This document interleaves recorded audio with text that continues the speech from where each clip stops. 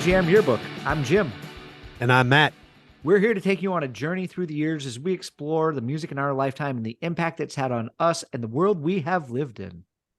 Welcome to version 2017. Or, as I like to call it, possibly the shittiest year we've reached on this show. Jeez. Just when you thought it was safe to wade in the waters of 2000s again, I don't know how much more of these years we can take. But don't worry, folks. It doesn't mean that it's going to be a short show or that we are going to combine it with another year because that would take too much work. I think Jim has some bottled up repressed feelings, and we're going to just let him light the fuse and blow up here. Yeah, and I think it might be my turn today, Matt. And you're right. You know, it probably will be a shorter show. They all seem to be that way recently, but that's fine because we tend to have found a lot of good stuff we like talking about, and we haven't leaned into the negative. But this week, I think we're leaning into the negative. Yeah, a little bit. And right off, because there's a huge amount of deaths to go through. It's just a few things to get off my chest. But case in point, we have way too many deaths to linger on just one person. We lost a lot of people who had a big impact in 2017. And I'll start with the man who probably inspired them all, but I know he definitely was one of the biggest influences on the Beatles, and that was Chuck Berry. And then there was Jay Giles. Yeah, he taught me what a centerfold was. After that, we had, one of the greatest frontmen of the 90s, a leader of grunge, Chris Cornell. Southern rock legend, Greg Almond. And then another Allman, the Brothers drummer and uncle to Derek Trucks, Butch Trucks. Steely Dan fans mourn the loss of Walter Becker. Yeah, and then also lost way too soon, someone who still had probably some potential left in music was Chester Bennington. You might know him from Linkin Park. And then someone that Jim and I have a shared love for, Glenn Campbell. He released an album, Adios, in 2017. Yeah. So good. And it's the way, in discussions that we've had, it's the way that Jim and I want to remember Glenn Campbell. Just the album cover alone. He's on there with his guitar, beautiful smile on his face, great music. Adios, Rhinestone Cowboy. Yes. Yeah. And then we have another big hero to the both of us. And this was somebody we grew up with from our years through the 70s and the 80s. Just an amazing musician, singer, songwriter, and legend, the one and only Tom Petty. And then Canadian legend from the T-Hip, Gord Downie. He has some of the best lyrics I've ever read in music. And if you're not from 3 miles within the Canadian border, that band is called Tragically Hip. And they were that's fine. They were one of our favorite bands in high school growing up there. And then we have the man who Elvis Presley referred to as the real king of rock and roll. That is the man who found his thrill on Blueberry Hill, Fats Domino. And then finally, the backbone flavor of AC/DC. Yes. One of the best rhythm guitarists ever, Malcolm Young. Isn't that crazy? What a year. Whew, that's a lot of incredible losses. Well, as we get into the music, here we go. Matt, I'm going to try to guess right away that maybe 2017 was better for you. Usually when we're prepping for a show over the course of a week, you let me know pretty early if you're struggling. And I never heard from you. I sent me a message saying, "Oh, I've already been doing some researching." I decided not to bring any negative energy. That's a lie, probably right here at the start. So I kept the fact kind of flowing through this that I wasn't really familiar with much of the music that I really loved to bring into the show. No, there is a black hole in the 20 teens, and it's lasted quite a few years. I'm in the same boat with you. In all, I think these 2010s, they've just beaten us down. Exploring was pretty dull, and it forced me into looking into some old favorites, but a lot of those didn't pan out either. There just some stuff that I found over the past few years, but nothing on my lengthy playlist, just maybe a handful of songs. I think it was version 2014 I struggled like this, so I went back to the method that I used for that show, and I started looking up the top 2050 albums for that year, according to the various publications that were coming out. But come on, Matt, who do you trust when you see that? Spin, Rolling Stone, Pitchfork, NME. None of them. Yeah. They all have various opinions. They all seem to come down to whatever sold the most that year. It was like throwing darts. I usually don't find much in Pitchfork, I have to admit right away. I think they believe that how different or weird music is makes it better. Believe it or not, I tend to lean away from most of those bigger publications that I just mentioned because I see them today as promotional tools to sell both the magazine and the album. Yeah, you wonder what master they serve, Oh, yeah. right? And it's always comes down to the bottom line, which is the money, and you just don't know where their loyalties are. You couldn't be more correct. I got that feeling. I have those same feelings with all of those publications, and it could be the cynic in me or a sign of the times where I doubt the integrity of what I read. I'm sure integrity issues have always been there, from the very beginning. Everybody's always got an axe to grind or a product to sell. I have to remind myself to take what I read objectively and Mm-hmm. not just nod my head in agreement. Yeah, Because if a song sucks, then a song it sucks. does, regardless of what the article says about it. And I Exactly. and I found myself looking at smaller online music sites or even articles from newspapers. You know how some newspaper online will put out the top 20, the top 50 of the year, and maybe some guy from that newspaper is writing that article online and he's not working for a major music publication. But this type of digging can be both frustrating and fun, though, because you know what it's like. It's like pulling the needle out of the haystack. And that has been one of the most enjoyable parts of the show for me. Oh It, yeah, who are you talking to about pulling needles from yeah. haystacks? But we're running out of years as we get closer to Yeah. fulfilling what we started with the show. The music won't be as unfamiliar to us as we go towards the end because we know we have some good years coming to close it out. So this might be the final year where there was so much work, but it's still a labor that I've loved the whole way through. So that's the positive. Yes, it has been. I mean, we both love digging in and finding new stuff and revisiting old things that kind of reminded us of what we loved about them in the first place. And we never truly know if any one year taken on its own merit is going to be terrible. We probably saw the writing on the wall a little bit because of the lack of success we've had in this range of years. But I didn't want to go into it being too skeptical. Oh, I appreciate that because you have been skeptical on other years. Those are the messages I get from Yeah, you. exactly. The side eye was heavy with this one. Well, carrying on through this year, and this is 2017, we're closing out the end of this decade, and we had some themes that ran through 2018, 2019, and into the 2020s about music shifting and things going on. We talked a lot about the shift in music at the end of this decade. And we've also spent a few episodes both crediting and Matt ranting about Max Martin and his dominance over pop music for the past 20 years.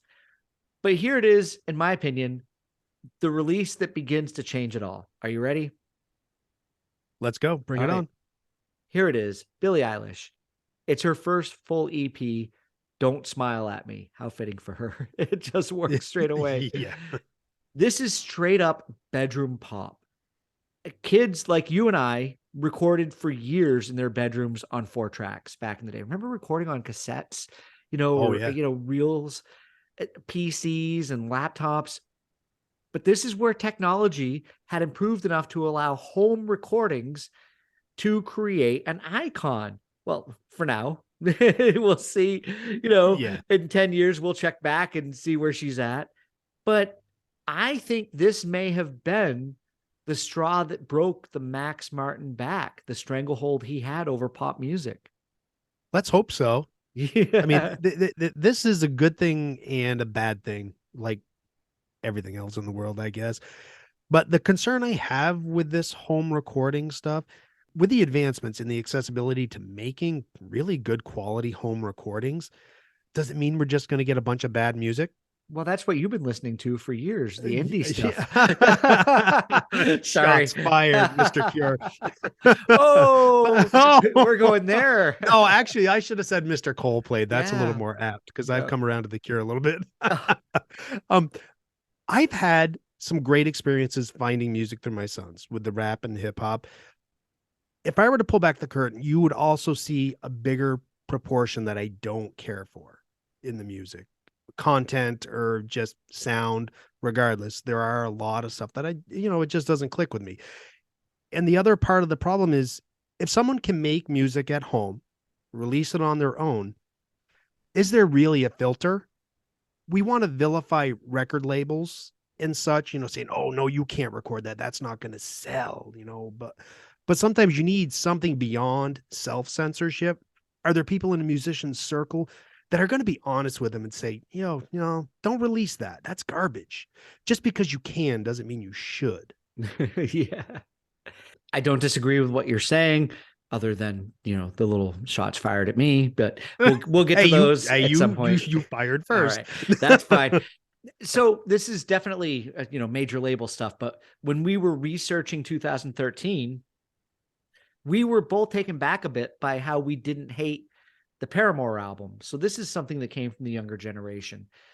Prejudging isn't going to go away from me. I have a hard time with that. And sometimes it's absolutely accurate. I ended up being so inspired by the show that we had for 2013 that I went to my phone and I Googled, do they tour? And I found out they were coming to Scotland. And since we have recorded that show and we're recording this one, I've gone and seen them live. And Matt, it was awesome. It was an incredible concert. I think there's articles out there written about how somehow at this point, Paramore's the band saving rock and roll. So it shouldn't be a surprise that I looked forward to their 2017 album, After Laughter, and I wasn't disappointed by it. On this album, their sound seemed more inspired by 80s pop and new wave. Go and check out the lyrics to it, though. They layer all of this pop, upbeat music with really deep, reflective lyrics about how life struggles with loss and depression. This is a band that deserved to be looked at twice by us. And we probably never would have done that if, one day randomly, the needle in the haystack, I was taking a look. And now they're one of the top bands that I've discovered on the show. I told you that since I've come back from this concert, I've got like this song, that song going through my head, this song, that song. Wait till the end of this show. So is Paramore your new Smashing Pumpkins? Oh, yeah. Hey Matt, because I remember in the 90s, right? We talked about it. That was your band that you wanted to make sure everybody knew was your band. Mm-hmm. And now, how great is it though that you have a new discovery that kind of infects you for a little while? I think the good thing about it is that they have a back catalog that I could dig into. And until I get to their emo pop punk stuff, and then I stop. But it was the 2013 album that I really enjoyed. And then 2017, this year, that I enjoyed. And we've gone past this year already, 2023. But they put out an album this year. And you and I both went and listened to it. And there are songs off of that. Yeah, that I was looking forward to. It was a good album. So I think it is kind of my Smashing Pumpkins. I think if you spoke to me on this show when we were doing episode 2020 or 2021, the Snuts were my Smashing Pumpkins that year. But it's nice to finally have that kind of music bleed back into our lives in a certain way, and to be our age and excited about music. Because if you're not talking to somebody about it and you're listening to the same goddamn radio every single night, driving to work, working, going home from work, nothing about music is exciting. And that's what's been so great. And that's why I love sharing it with the people that we have listening to the show, and the people who are, doing the playlist thing on, and the people who are doing the playlist thing on our Facebook page, because I'm hoping that even if they look at that and they go, why is that song on there? Because they're being us. Yeah, they are. They're being us, but they go give it a listen. And what Paramore did is the smartest thing they ever could have, which is changing their sound. They grew because they grew. All of that emotion early on was right on their sleeve in the music. It came through, and it was just emo. Let's just call it what it is. But now it's more of a sad clown. Oh, I like that. Yeah. It's got this very upbeat, I don't want to say polished, but it's just got a It, nice sheen on the outside. Mhm. But when you dig into the lyrics, you're like, oh no, this is still kind of heavy. It is. Yeah. But but even in her delivery, it's very upbeat Hmm. and happy-ish sounding. I'm glad that you kind of had accepted that reflection that I had on listening to them, because I don't want to be alone with that. And I think the fact that you agree with me solidifies my feeling, because when you come across a band like that and you're like, wait a minute, is this really as good as I think it is? And there are a few times when I've Oh shared yeah. stuff with you and you've been like, no, Jim, they're not. Yep. Well, it's same thing. Same Yeah. thing. I've shared stuff with you, and you're like, Matt, no, really take an objective listen to that. Yeah. But yeah, here we are, Paramore fans now. We'll give them a listen in the Yeah, future. definitely. So we don't talk much about Ed Sheeran on this show. Here we are in No, 2017. no. And since we're leaving this era, I, I think we should do that now. His Divide, well, it's the division symbol on the album. It came out, and like everything else he's released in the past 10 years, it absolutely dominated all of the charts. He was busking the streets, and no offense to Ed, not being the definition of the handsome category. He is not that we are either, Matt. That's why Yeah, we're doing a podcast yeah. and we're not We're on. on your team, Ed. Yes. But he's proof that the radio star returned regardless of video. The whole everybody has to be beautiful in music went out the door, and suddenly being really good and talented was what showed up. And it's what matters. Yeah, it does. But this is the one gripe I have about Ed's music. And I think maybe we share this a little bit. His music, you talk about it, it's too glossed over. It's too shiny. Mm. I'd rather hear Ed play acoustic with maybe a backing electric band than the pop that he's developed his music around. The song on this album, Castle on the Hill, it's a really well written song. There's a story behind it. It has the spirit of Springsteen. And the song Perfect, come on, that is absolutely designed to be a wedding song for the next generation to Oh come. yeah. Oh yeah. Yeah. Sometimes I hear his music and I think, I want to go punch that guy in the face. And then I see it's Ed. I stop being angry. Yeah. He's never going to be probably the kind of music that I turn to, but I think there's something refreshing that we found here with him, that he's like a normal guy winning the music lottery. And you brought it up at the beginning. Divide was one of the best-selling albums of 2017, and his previous Yeah. Multiply was the second best of 2015. He's one of the biggest things going in this stretch of years, and maybe who is to blame for all the mellowness that record companies wanted to throw at us at this time. But he's kind of like that indie artist that hit it big, and Mhm. his music has been evolving. I'll be into something that's obviously not for us, but how long could he have survived making songs like the A Team over and over? You know, the shelf life would have been pretty short. And maybe the vision he had for his music from the very beginning was this bigger, poppier sound that he's got now.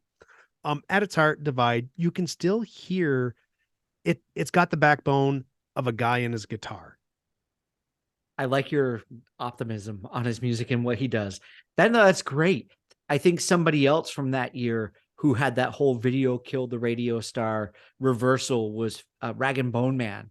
Oh yeah. And if you remember the song Human, Mhm. his album, I saw him in 2017 at one of the festivals that I went to.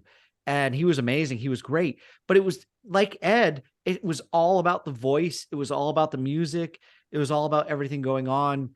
And I think that the generation that we've come up on that we're happy with in the reversal of music at the end of this decade kind of looked at the facade of everything and how it was all presented to them. Like, here's your icing on the cake every single time on the music. Yeah. And they rejected that, and they wanted a really good sound. I think Ed got a little lucky. He came along a little earlier than this with his, like you talk about the A Team earlier albums, but he probably saw that music lottery that I talked about that he was hitting Yeah. and knew how to grow and write with that as it was going Oh yeah, along. Come he on. was definitely smart about it. Oh, he And was. He was. yeah, his music may not be for us, but as I was saying, at the heart of it, I still feel like he's the one in control of the music. I could be completely wrong, but I still feel like, Oh, there's not like a huge songwriting team behind every album that he's going to release, because he's no, I don't obviously think so. capable on his own of just writing good songs. No, yeah, he is. He is. And so I'm reverting to kind of being the pop guy on this show because it's definitely coincidental with the events and the releases of the year.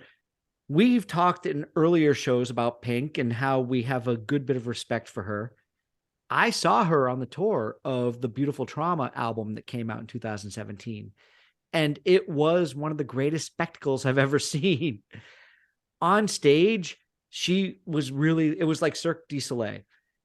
If you go and watch the documentary that came out on, I think it was Amazon Prime about a year or so ago, she talks about how she was at a performance and Cher was there and singing on stage while people were hanging upside down and swinging around behind her.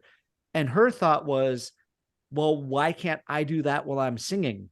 And she went and trained herself to sing and project the way that she does on stage, doing the whole spinning up and down, singing, twirling everything back and forth. It's just absolutely amazing. And then when she wasn't on stage, it was like a Bon Jovi show. She had the stuff strapped onto her and she was flying from bit to bit of the arena to make sure she was in front of every single person in the audience. Her band, I think we've talked about this before, has been with her touring for the past 20 years. So the show that she's put out there, it's pop, it's rock, but it's all out performance. And behind it all, if her voice wasn't as strong as it was, there's no way she could do all that twirling and still No. sound as good as she does in those live performances. Yep. That's why when I see all these pop shows and people are just doing all this dumb line dancing, I call it dumb because that's the way I see it. I'm like, yeah, you're lip syncing because there's no way certain voices can project and still move around the way they are. Yeah. So that's where part of my problem is with pop. And you've hit on two of Kim's favorites, boom boom, right there, Pink and Ed Sheeran. Moving to my kids, some of their favorites are another story. How did you like that ASAP Ferg song I sent you? Oh, I actually, yeah. It was kind of good until it got to that one line over and over, and you're like, whoa, hey. Uh-huh. Yeah, there's a bunch of middle schoolers who got the giggles out of that one. Um, so there are bright spots in the rap, but I think a lot of it is more stuff that my kids came to later, like the Kendrick Lamar Damn album. Songs like Humble, Triple X off that album. It's got Adam Clayton and Larry Mullen Jr. from U2. That's a really good one. And Love came pretty close to making my five. Yeah, you already know I like Kendrick Lamar. His stuff is really good. But I have one final rant before we get to our five, and that's Imagine Dragons and the song Thunder. Hey, how much time Maybe do we got left? Because we could go on this for a yeah, long time. Thunder. Maybe this is why 2017 hasn't been the brightest of years for me. They put in this song one of my least favorite tropes in all of pop music, and that's the baby voice. Mm. It sounds so stupid.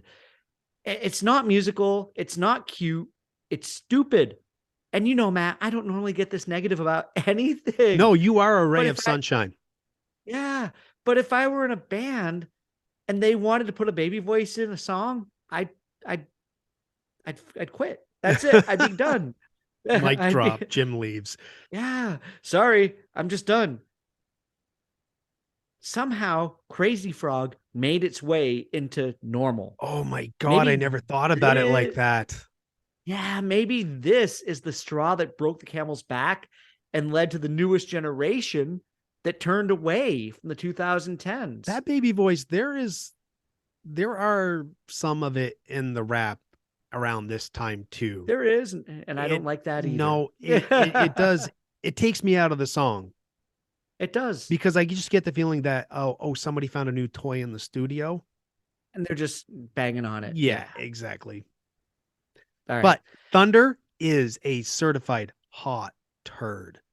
Yeah, it I is. mean, you want to talk about just Literal saying Thunder over and over served again. up piece of shite. Yeah. Imagine Dragons, they are not starting, they are deserving of the hate that they get. Yeah. Well, hey, before we get to our five, I had to mention that I'd forgotten about them and I didn't bring them to the five. So I'm coming with an early honorable mention. And that is a really cool DJ hip hop funk act called the Allergies. They probably only sell a few thousand albums and play small clubs here in the UK, but they've been one of the few discoveries over the past years that I won't do a dishonor of leaving them out of this show. So go listen to the Allergies album from 2017, people. You will not be sorry if you like good hip hop. Good. Okay, Matt, here we go. I'm done ranting. I'm happy to have brought the Allergies to the show. I want us to get on to our five. I think that you brought I us brought us to this to shit this house. year. This is Yeah. my fault. So this Sorry, this everyone. is your fault, which means you get to go first. Yeah, I'll start it. And to be honest, I really went into this. I had two kind of right off, and then I was like, boy, the next three, they might not make the cut on on any other year. And that's a pretty tall order with 6, 7, and 13. And Yeah. 15 and 14 and no. But I'm going to start it off with Khalid and Young, Dumb, and Broke.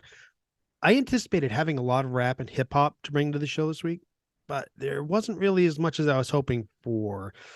But I do remember hearing this a lot. It's such a simple but addicting melody. I'm sure people who had this song as theirs in high school will look back on it and get hit in the feels. Yeah, it's a good song. The anthemic tone, and it reminded me of the same cadence, no offense, in Imagine Dragons Don't Thunder. do that. Don't. The difference here is that it's actually a damn good It is. song. Yeah, it reminds me of being young and having that freedom of not having a care in the world. Mhm. I wish I could be that way. I wish I could live that way now. My modern rap playlist is growing by adding this, so it's a good song. Happy to have it there. Great. All right. What is your first song? All right, my first song. Well, Jerry Cinnamon, got to start Scottish, right? 2017, here I was. The song is called Sometimes. As an acoustic guy at heart, you know that this guy's right up my alley. The intro to this song is how the album starts, and it sets a precedent for great things to come. I think Jerry kind of gets knocked over here for being a little too Scottish or overplayed Ned music, but I love how different this sounds from all of the acoustic pop stuff. Look, between you and I, don't tell Kim, I'd listen to a Jerry Cinnamon album any day before Ed Sheeran. But to me, it just feels more real. So, what do you mean by a little too Scottish? Well, there's English, and then there's Scottish, and then there's British, and then there's Northern Irish, and then there's Welsh, and you can be a little bit of all of that, maybe a little too much. It's kind of like living in New England, and we're all from America, but you can be like, I'm a Vermonter, and I don't like that guy from New Hampshire, and I don't like that guy. That's a masshole That's right a there. Flatlander. The New York plates on that car. So that's where being a little too Scottish comes into play. Okay. All right. I really dig his stuff, mostly because I don't hear it all the time. So I'm, it's not reaching that fatigue limit that maybe over there is. But some of the interviews I've read with him, it sounds like he's in the business for the reasons that you and I would respect. He recognizes what he calls imposters in the music business, and he's really encouraging to everyday people. If you love making music, just do it. And this song, it's got a good hook and it's got the right amount of polish in the recording. Yeah, it sounds good. All right. Number 1 is done. What's your number 2? My second one is going to be OC's Night Expo. I dig the groove in this one. I have to dig into the OC's further. I can hear similarities with King Gizzard at times, and they have a ton of albums out. But it's annoyingly under at least a half a dozen names, all played on different spelling of the name OCs. I think there's even one OCS, which may have been their first name. It's a little annoying, but I was liking what I was hearing with this one. When I got your 5 this week, I went to look them up on Spotify, and maybe it's different over here in the UK because it does not spell the way that you put it in the notes for this song. Because it's probably under one of their many other spellings. Yeah, it is. But this song itself, it kind of surprised me. I don't know why. I think you've had similar stuff in the show before. I went into it seeing that name OCs, and I wanted it to be a little more wispy, maybe like the Shins or Bon Iver or something. You may have been remembering the Oh Hellos that I brought into the show a while back. Yeah, probably was.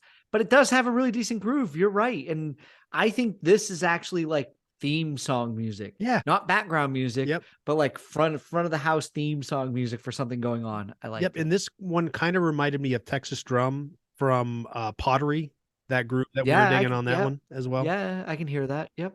Good stuff. All right. What's your second song?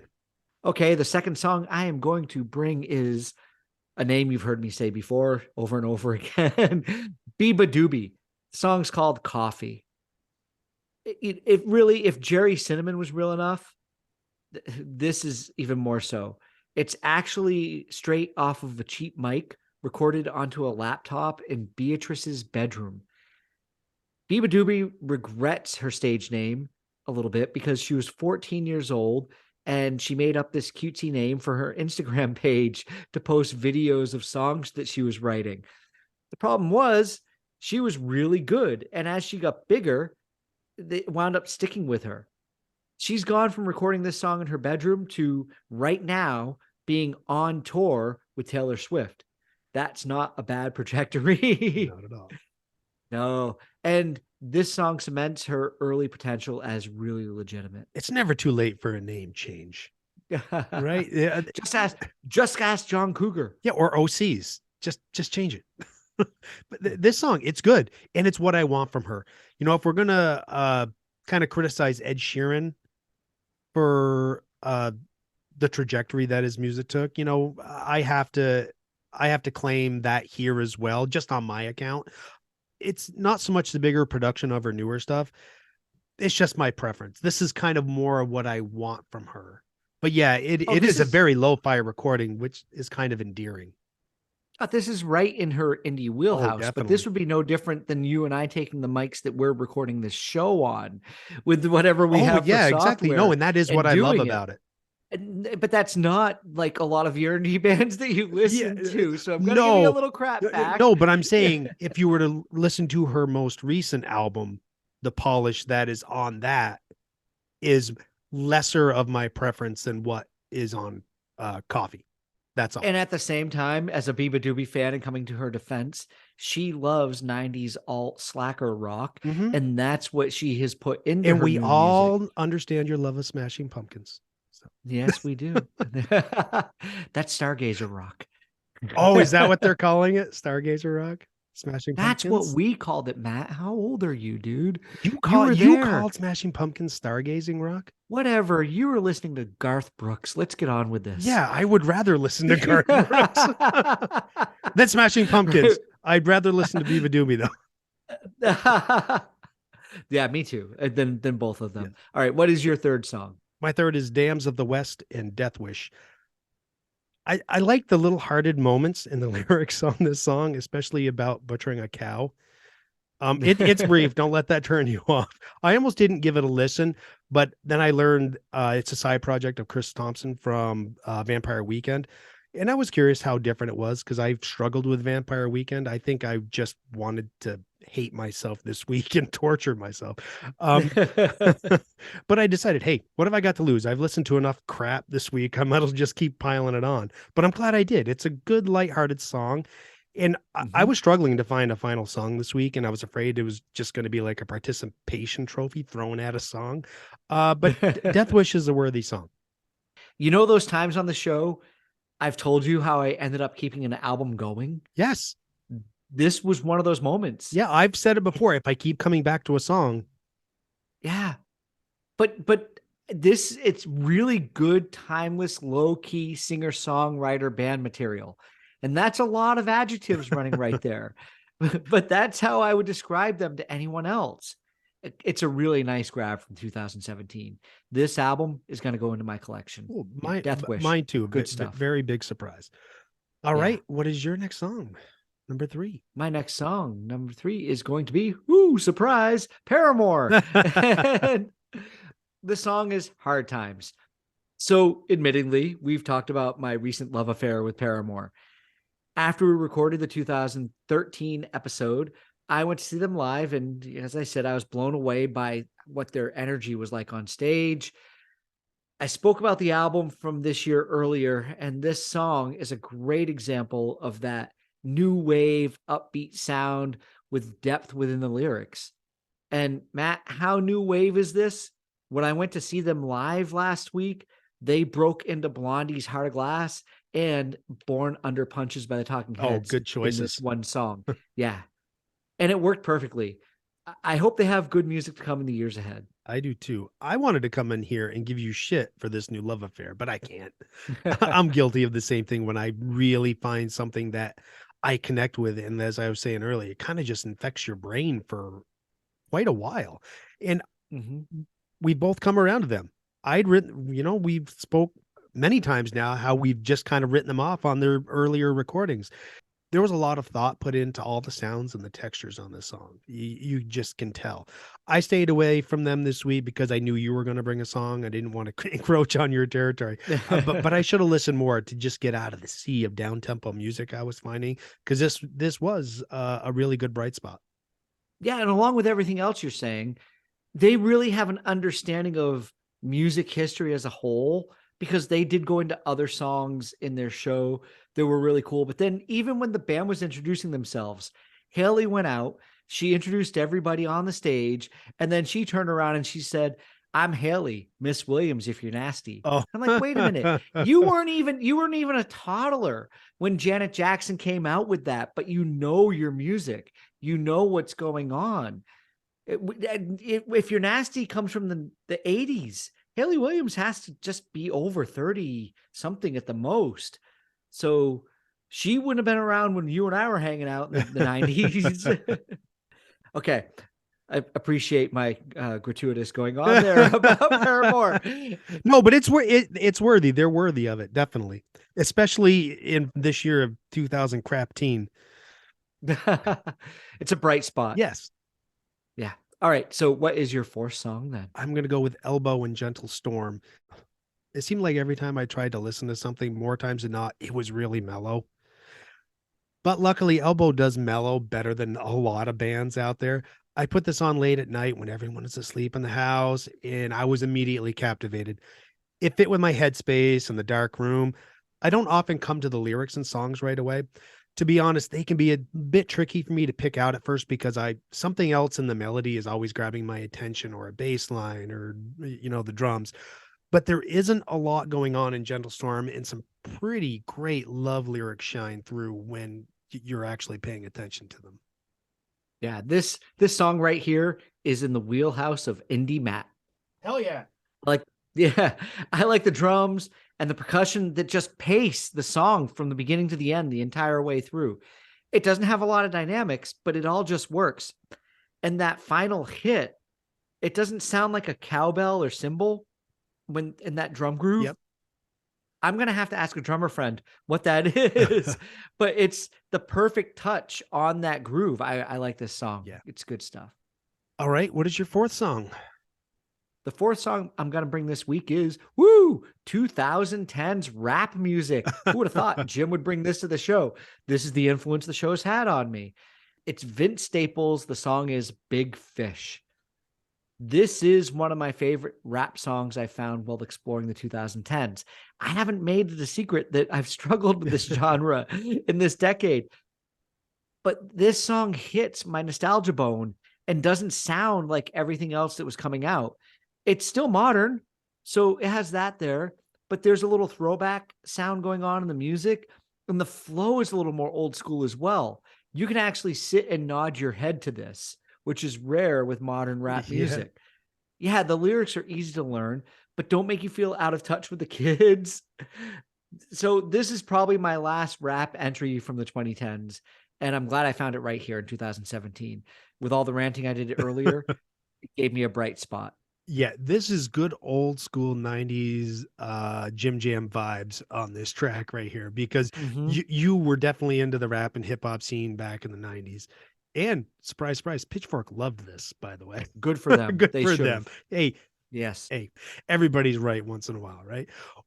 Yeah. One of my problems with rap is the references can be so current that it dates the music and it limits the long-term playability of it. Big Fish limits that, and it's paired with those flashback sounds. This should keep the song fresh for quite a while down the road. It's like the way that rock music keeps coming back around in certain styles.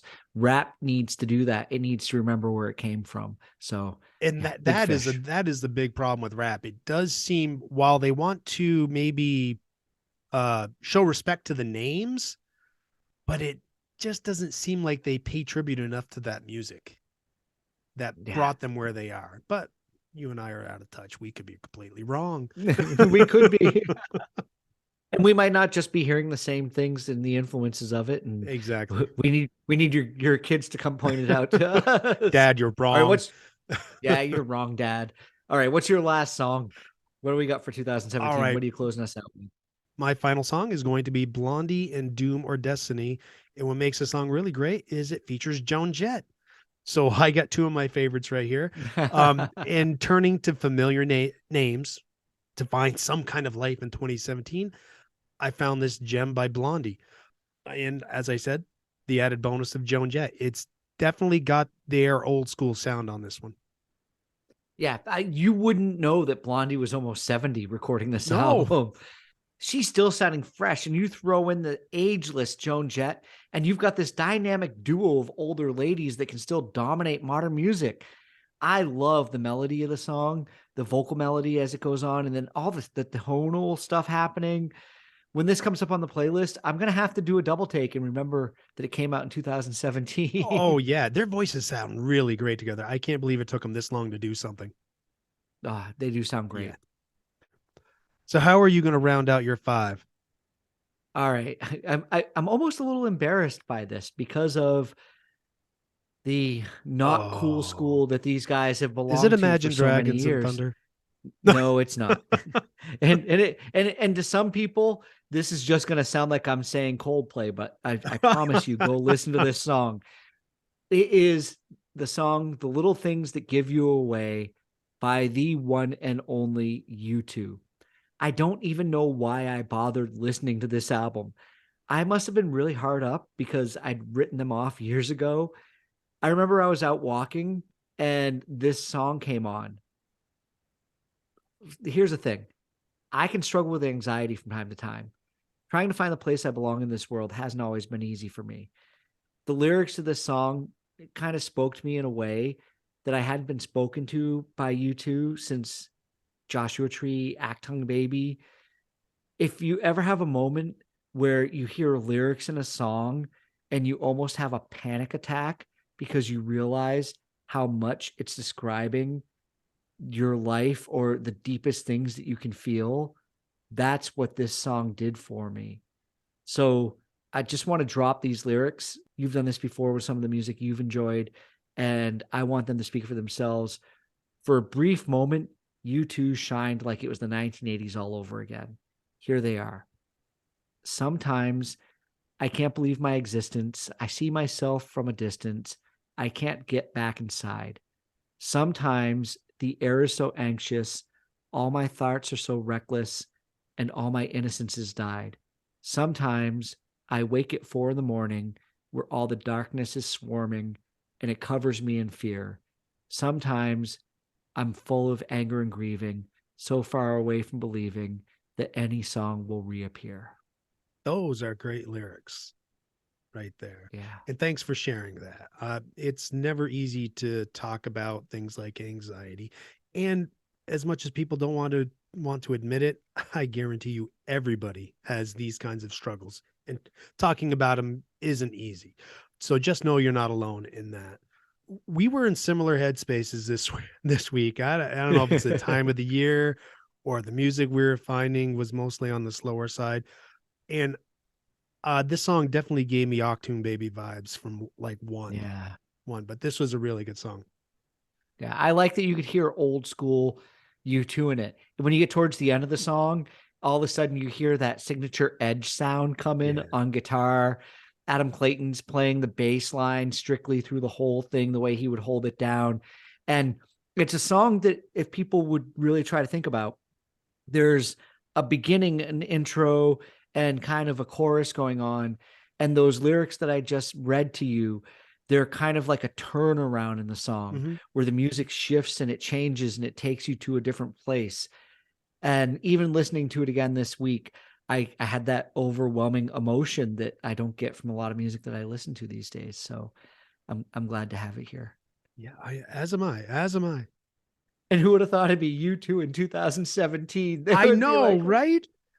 Go away, Bono. Leave me the fuck alone. Yeah, which mansion are you living in this week? Yes. And I understand that hypocrisy that is associated with them and everything that goes on. But I'm not going to take away the words of somebody who, you know, put down something that affected me so incredibly. We could probably look at the greatest poets of all time and we would romanticize about them, but I'm sure that they didn't all live lives that if we could dig deep beneath what they were doing, that we would be full approval of. Yeah. And it's great when lyrics can just grab a hold of you like that and make you kind of stop in your tracks and reflect and kind of reevaluate yourself. Yeah. So there we are, 2017, Jim getting all deep on you. That's the end of it. Indie Jim. Indie Jim. Closing out the 2010s. Oh, and now we can actually say that we are done with the 2010s. We are done with them. That's it. Woo. Yeah. Out of that decade. Yeah. And I think everybody is going to be happier for it. Oh, yeah. Oh, yeah. Yeah, we definitely are. So we have to shift somewhere for the next show, don't we? Yes, we do. And you are going to be the one to get us out of this morass. Where are you going to take us? Get us out. I'm going to take us to some good times, Matt. I'm going to take us to the year you and I had a band. Oh. 1992. Oh, that's going to be such a relief. Such a relief. Yeah. And I know you know it. I do know it. I heard that sigh. And I'm like, oh yeah, there's some anxiety just leaving your body. I hope people really tune in through the end of this show because we are now headed into a great run of years that we've kind of not intentionally saved. We were trying to throw things back and forth, so we were evening things out year by year. But as we get back into the 90s and 80s and what we have in the 70s, there's another 2000s year coming, I think. But we're going to hit on some of the best music possibly that we've had in our lives. And yeah, 1992, here we go. It's going to be great. It's going to be great. The Tripping Andersons. Oh, there we are. That was the band. Yeah, Cinderblock Baby was no Tripping Andersons, that's for sure. No, not at all. We never covered Achy Breaky Heart. Oh, God, we haven't talked about that in a while. It still stings. No, it does. It does. We might have to bring it up next week. Oh, my God, I'd rather hear Garth Brooks. Yes, you would. I wouldn't. All right, Matt, close us out. Hey, we want to thank everybody for tuning in to our nonsense yet again. We understand 2017 is not our cup of tea. Hopefully it was yours. And we will see you back here next time for version 1992. And there will be more sunshine. And don't forget to like us on whatever platform you're listening to us on. Yeah, we're super happy to have everybody listening to us this week. So once again, Matt, I'll see you next time. Peace, love, and podcast. I stole your stick. Boom.